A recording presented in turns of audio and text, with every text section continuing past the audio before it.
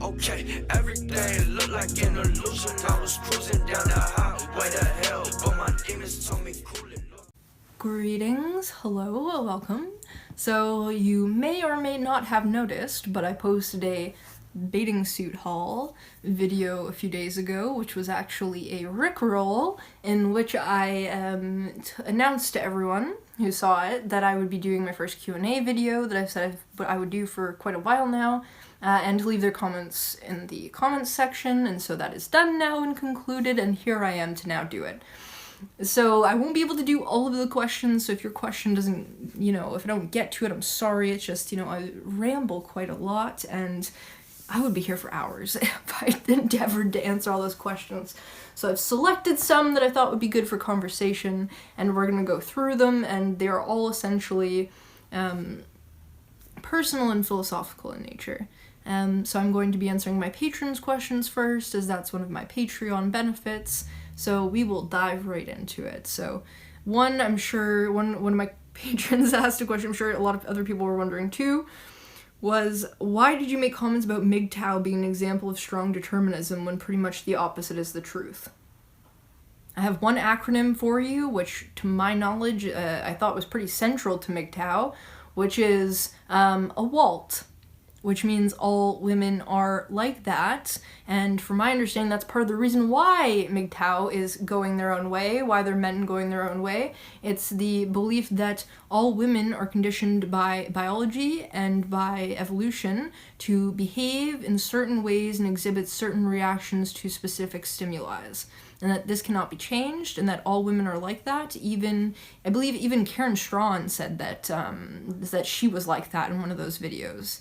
I disagree with that. I think that is the definition of a strong determinist claim, and I just don't think it's true. The consensus of general scientists, especially in terms of human development, is that the human being is the result of their genes, so it's influenced by evolution, and also their environment.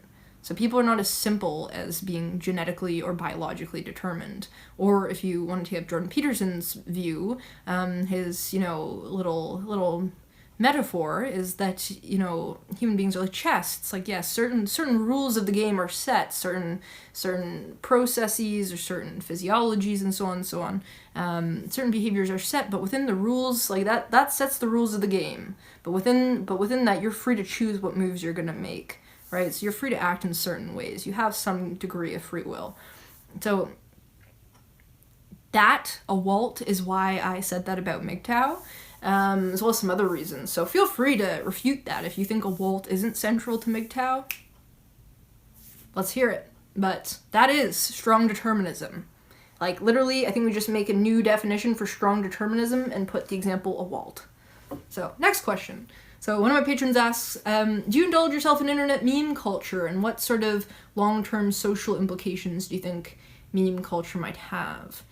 Of the latter, I'm not sure, but of the former, yes, I like memes, and the reason I like them, some of them can be mean, but some of them, I think a lot of them, I think they exhibit a kind of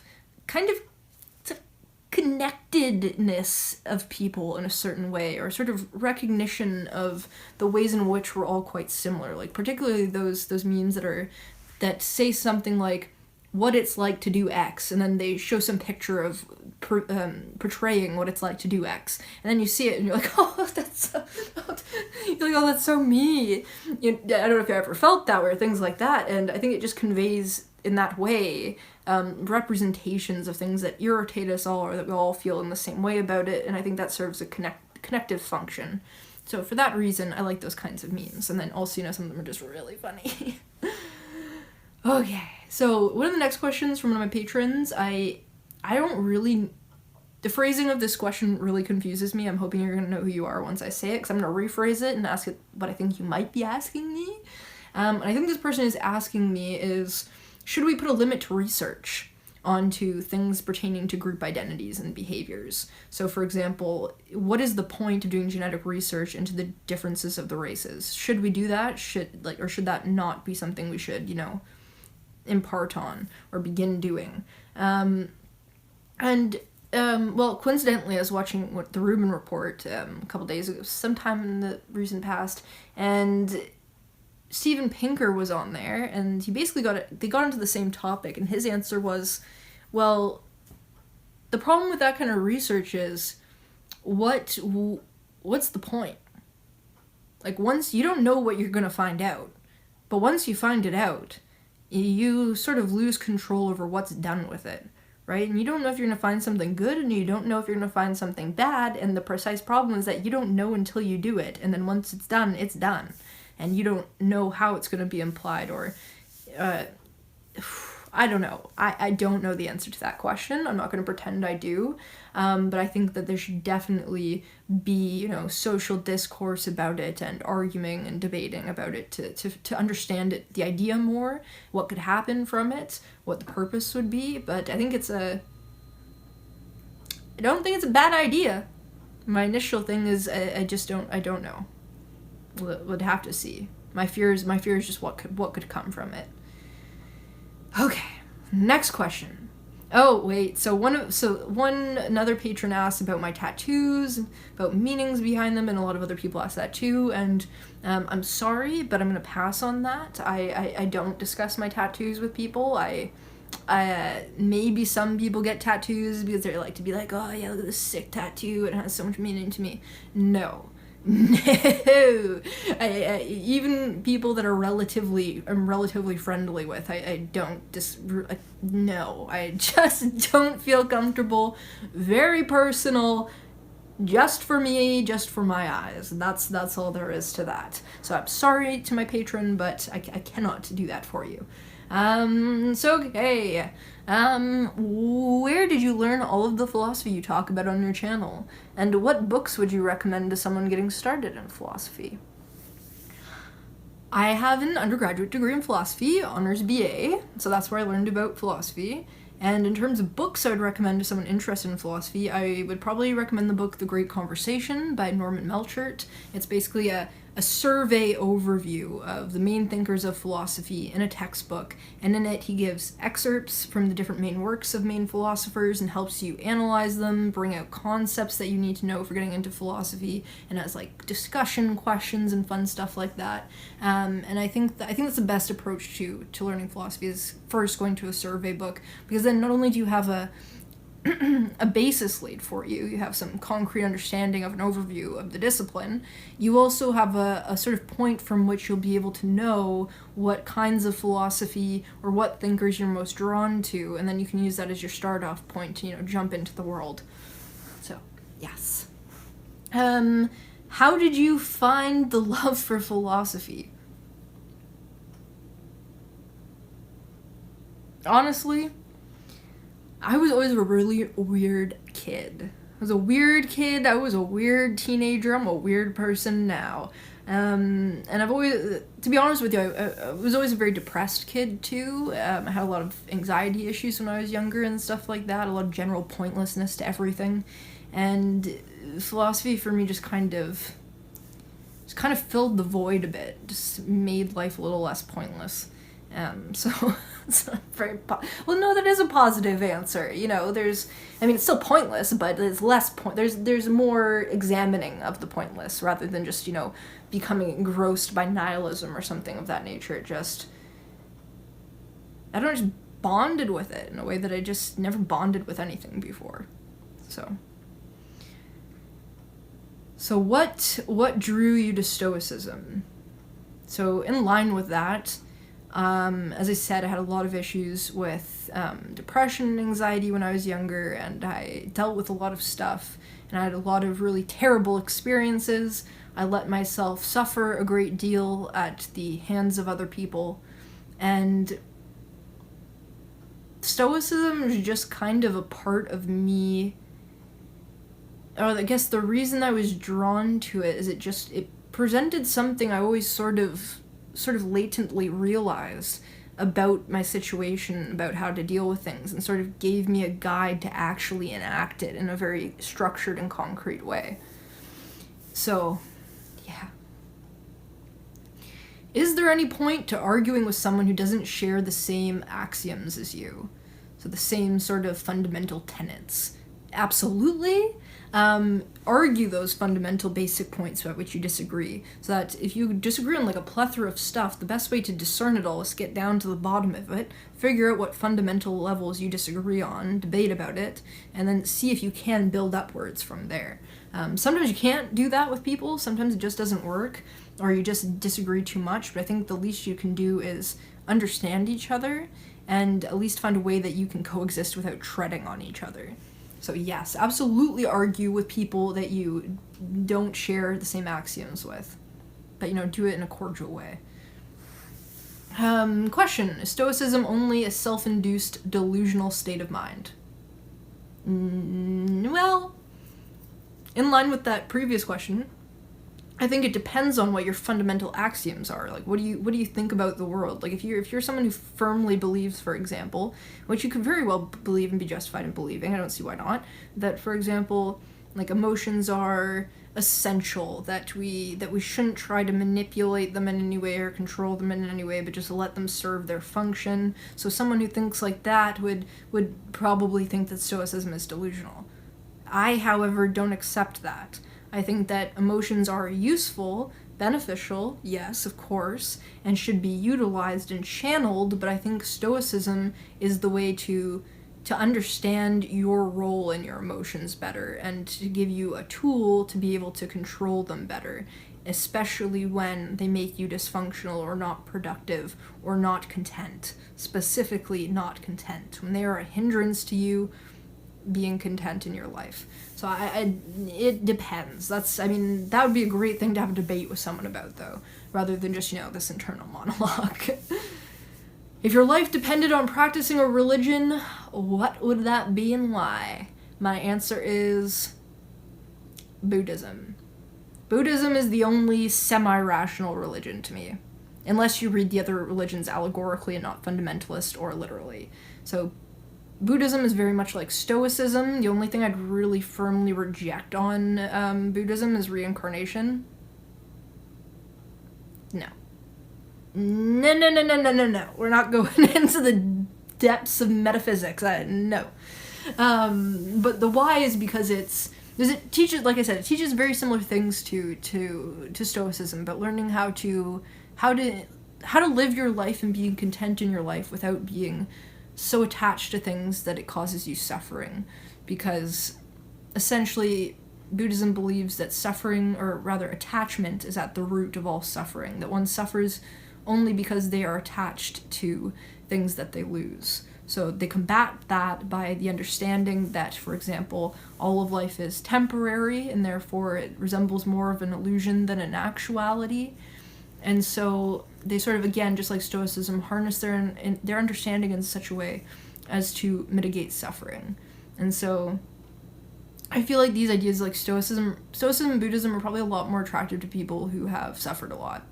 So if you haven't suffered a lot in your life, or you don't have a substantial amount of suffering, which is pretty hard to believe, I mean, who doesn't suffer in some capacity? But if you don't, for whatever reason, then perhaps those things would just sound absurd to you. So if you're that person, then that's fine. Be who you are.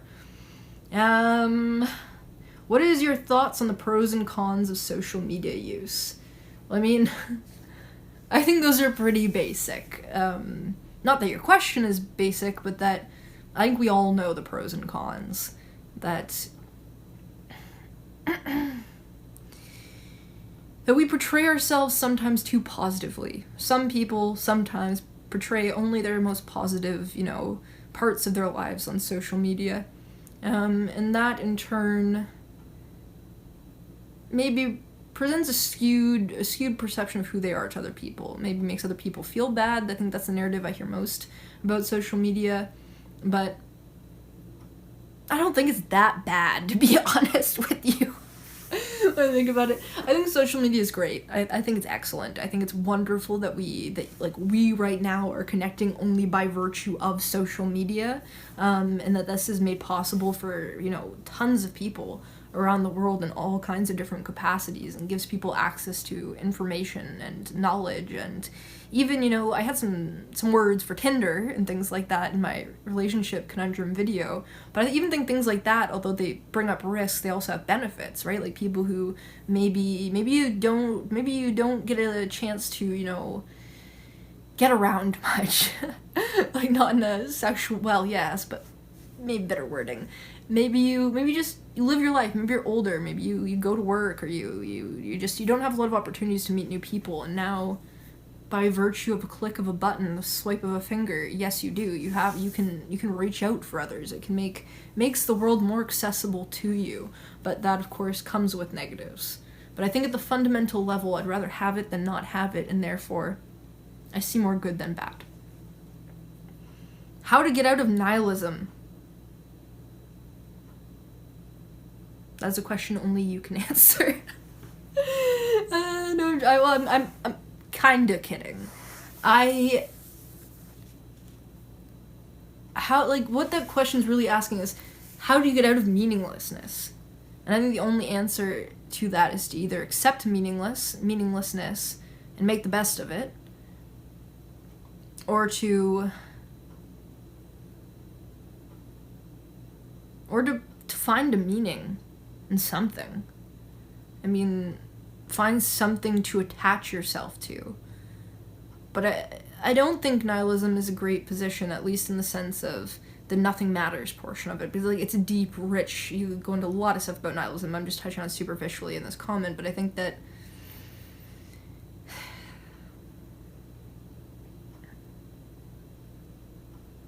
I think nihilism is stupid. Because, yes, in a sense, you could say nothing matters, but then, well, all the better. Because you only have one chance to live, right? For all we know, you're here this now, one time, and it is a crazy, insane, sad, happy, exciting, devastating, painful, joyous occasion. It is everything that could possibly be, and there is no other time that it will be, and I think the most rational thing to do is to struggle and persevere through existence and not collapse into the nothing matters mindset, because it just, like, everything's here. It's, for whatever reason, it's here, and so to say that it doesn't matter, that there's no real point.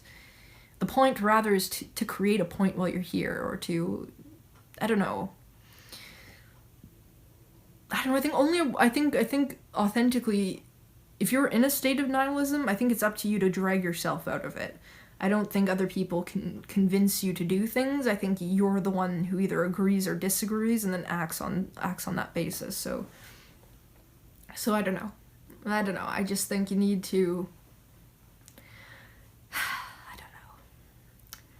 Are you a philosophical naturalist? So I'm guessing by that you mean, do I believe that philosophy can be reduced to biology, the human condition can be reduced to neuroscience, and so on? The answer is absolutely not. I don't think that a whole can be reduced to its parts, because the trick in doing that is, like, you can discern valuable things from dissecting parts, and you can reach very tangible, valuable conclusions from doing that, but it doesn't paint you the whole picture. Right, so one of my professors used to give an example of in one of my classes, pulled out a chair one day, and he asked the class, what part of this is the chair? Like, from what angle is this chair made a chair? And obviously, the class, like, first year philosophy students, like, oh my god, what's he trying to say? His point is just that the chair isn't just a leg, and it's not just 3 legs. But it's 4 legs. It's some amount of legs. A seat, a back, maybe not a back, but the point is that it's the parts come together in a certain way that creates something over and above than what any of the individual parts would themselves be. So for that reason, I think if you try to reduce everything down to a certain level, you're missing potentially a great deal. And it's also problematic to some degree that you think that you can even completely do that, or rather even that you have the authority or skills of interpretation that you're capable of doing that, right? Like, especially the people that, are enacting this awalt ideology from MGTOW. It's like, who the fuck are you? I'm sorry, I know I sound awful sometimes, but I mean, like, who are you to do this? Like, on what grounds do you claim such authority as to make a completely universal determination? You don't have that authority, and you can do it, but you do it wantonly and without purpose or basis. So, No to naturalism. Are you familiar with Mahayana Buddhism? Very vaguely. To my knowledge, that is contrasted with Theravada Buddhism, where Mahayana, I don't think I can pronounce it properly, that means, I believe, big boat, and Theravada means small boat, and Mahayana Buddhism seeks to essentially... enlightenment shouldn't just be done for the individual self, but once one is enlightened, one should come back to try and endeavor to help others also be enlightened. But Theravada Buddhism is more like, fuck it. It's small boat, baby. I'm going my own way, you're going yours. Enlightenment, if you get it, that's great. If you don't, the world is suffering. So that's the extent of my knowledge on that. Why is Marcus Aurelius's diary called The Meditations, and do you meditate? I believe it's called Meditations simply because he's reflecting on the things that he's learned, sort of meditating on them, thinking through them, writing through them. And I used to meditate. I don't anymore, but I don't believe that I meditated in a conventional way. I really don't even know what the conventional way of meditating is. I think it's just to rid yourself of thought processes completely. But as I mentioned earlier, I had a lot of struggles with anxiety and depression and so on when I was younger, and they still tinge my existence slightly, but not very much. But my point is that in order to deal with that, I would sort of turn inward. I would close my eyes, and I wouldn't just blank everything out. I would use it as an opportunity to turn inward into myself, to devise strategies to get over those things, to get through my anxiety. Like, if I had to go into... Like, one of the things I used to do when I was almost out of it. Like, I was still getting cured of that anxiety, like, first year of university, but I wasn't quite there yet, but I was determined to push myself through it. And so, one of the things I did was after I learned about the problem of other minds, or the problem of the external world and skepticism, the idea of absent qualia, the idea that everybody else could just be automatons from Descartes' Meditations. The idea that maybe you have a mind, but everything else is just some sort of perhaps virtual reality or something like that. So it sounds ridiculous, I know. But before I had to do something, or before I had to do some kind of presentation or something, I would meditate on that. Like, you don't need to be worried because these people have absent qualia. And it would get me into such a state that although I know it's factually not true, or it's highly unlikely to be true, it was still very helpful. So I use meditation in contexts like that to deal with myself, but never just to, be nothing. What are you working on at the moment? I have just completed my last final paper, which is on capital disasters. Disasters that were triggered by the fundamental logic of capitalism, and I say that not with a socialist connotation or anything of that nature. I mean simply a very long paper about some of the worst injustices that have been done because of the motive for profit at the expense of workers, and some very severe consequences for them. And so I'll be beginning working once my semester's over, which it almost is. I'll be beginning my major research project, which is basically a much larger paper, which is essentially determines whether or not I get my master's, and I'll be doing that also on industrial disasters. So that's what I'm working on. Can you name 3 to 5 albums that have really inspired you, changed your life, or that you just really enjoy, and why you picked them? Well, as a kid, I used to watch a lot of Much Music, like back when they pretty much just played music videos or had shows like Becoming. And I used to, my first favorite bands were, My Chemical Romance, The Used. I was the token emo kid for a long time. But the first albums I ever bought were Let It Enfold You by Senses Fail and Tell All Your Friends by Taking Back Sunday. And those 2 albums really set the course for the kind of music that I most enjoy, which is mostly post-rock derivatives. I spent a long time in sort of hardcore or screamy music for people who aren't familiar with that kind of variety.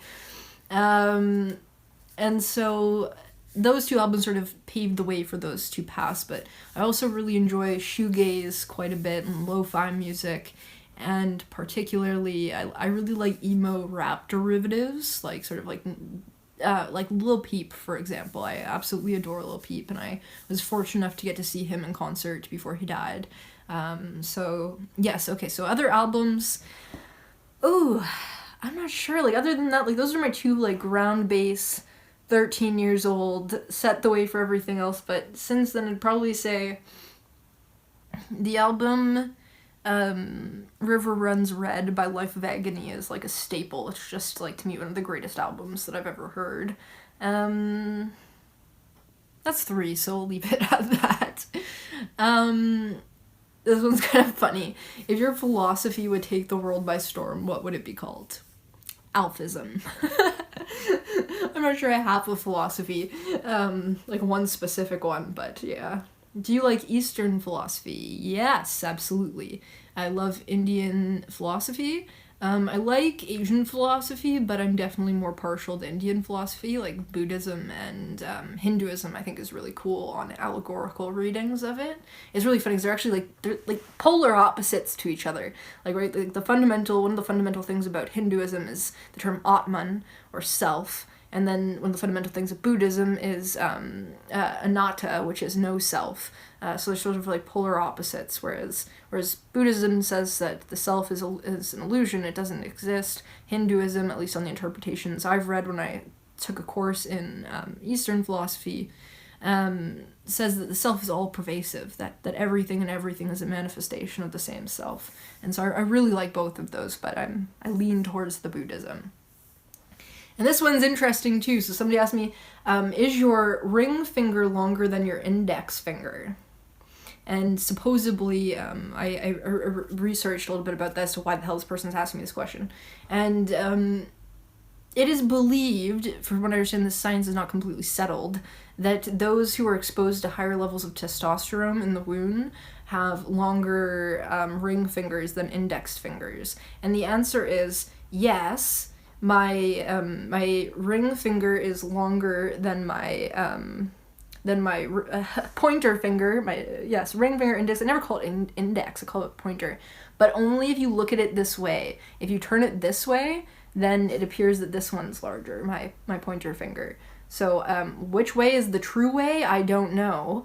But that's the answer to that. Do you have any thoughts on starting a family? What is your goal in life? I do not plan to start a family. I don't plan to get married or have a child. I honestly believe that I will likely die alone. That is my authentic belief for my future. However, if something like that, if the opportunity were to arise and the circumstances seemed right, I would do it. But otherwise, I don't foresee it happening for me. So yes, that's that. And goal in life, I don't know. I think I've heard Alan Watts say it, right? You gotta stop thinking about your life in terms of endpoints or goals. Like, just get to this point and then, I'll have met it and that's that. Or, carry on like that. I think rather, if I were to have a goal, it would simply be to be present, throughout the moments, and to, I don't know, rather than focus on some end point, just focus on, authentically living throughout, letting the experience unfold. So I'm not sure. What do you do when you need to escape reality? I like to smoke a lot of weed, to be really honest with you. I am definitely a marijuana advocate. I'm extremely pleased it will soon be legalized in Canada. I like to smoke weed, I like to listen to music, and I like to sometimes create. If I'm feeling really in the throes of, some kind of negative emotion, I like to sometimes create very lo-fi, depressing electronic music. And I also really like when I'm feeling really, like, I need to, I don't escape, that's the word, I'm sorry, like, I don't know if I ever, like, my escape for me is usually channeled into some kind of creative method. Like for me, like needing to escape is triggered by being emotional about something or being torn up about something that leads me to want to escape. And rather than escape altogether, I will, consume marijuana and channel it into something. I'll create like a music video or a song or something, something to just kind of unleash it. And from which point I'll feel contented again and I will, go back out into the world. But, I'm also just like to, indulge and watch some movies from time to time too. It's a great thing. It's a great thing, cinema. What do I think about free will? Like, do I think we have free will? To an extent, yes. Yes, absolutely. I think it's conditioned by some other factors, but I don't think we have enough evidence to completely dispose of free will. I think you have it and you can utilize it, but there are circumstances that will sometimes act on you, whether physiological or otherwise. But I think these things can be overcome. What do you hope to... Feeling very parched. I need a beverage. What do you hope to accomplish with your YouTube subscribers? Honestly, when I made this channel, I just don't have a lot of people that share the same interests with me, and I don't always now that I'm not in a philosophy program anymore, and that's kind of one of my larger interests or ties to the world. It's kind of depressing that I don't have any really outlet for it. So I really only created this YouTube to be an outlet for that and to work through ideas I have and things like that. And I never expected to surpass even, like, to get to the amount of the subscribers I have now. I thought maybe it'd be cool if something like that would happen, but I didn't think of it. I didn't think it would. And so to have some sort of goal with everyone who's watching me at this moment in time, no. I mean, just like be a part of each other's existence in some capacity is just cool in itself. I don't know. We'll see. We kind of already... I think we talked about this. Can metaphysical evidence ever be equivalent to scientific evidence? And the answer is no, it cannot. No, it cannot. It's basically like you can never prove something unless you have the evidence in front of you, and unfortunately just reasoning by itself is not enough evidence for something. So no. What do you think of... I don't think I've ever heard this word pronounced out loud. I don't know if I can say it. Hypergamy? Hypergamy. Reminds me of origami. Hypergamy. Hypergamy. Hypergamy. I'm guessing that's how it's said. I don't know. Do you think that and the expression all women are, oh my god, hypergamous? What do you think about that? Well, to my knowledge, that word, at least like by definition, means that women tend to marry in an upper class, or they tend to go upwards. And I think it's one of my patrons, one of my commenters told me that that MGTOWs kind of altered that to their own, to their own ends, to suit their own ends, which could be true or could not be true, but they may have a different meaning of it than just women tend to marry up. And I don't think that's always true. I know that that's not universally true. But is there a tendency toward that? Yeah, probably. I'd think so. And whether you want to break that down or try and interpret that in a biological or evolutionary sense in terms of resource acquisition, you could do that, but I think you could also do it on a social level too, right? Because for a long time, when women were only able to get certain jobs,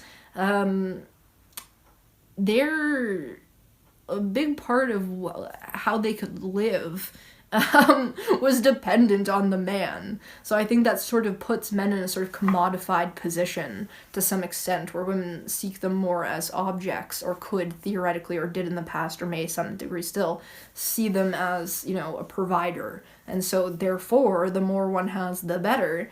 But of the statement, are all women like that? Absolutely not. I have no intention of mixing my finance. If I ever were to have a long-term partner, no intention of mixing my finances with them, and Like, what the hell? No. Like, do they need to be of a higher social class than me? No. I mean, would I like someone who's relatively on par with me? Yeah.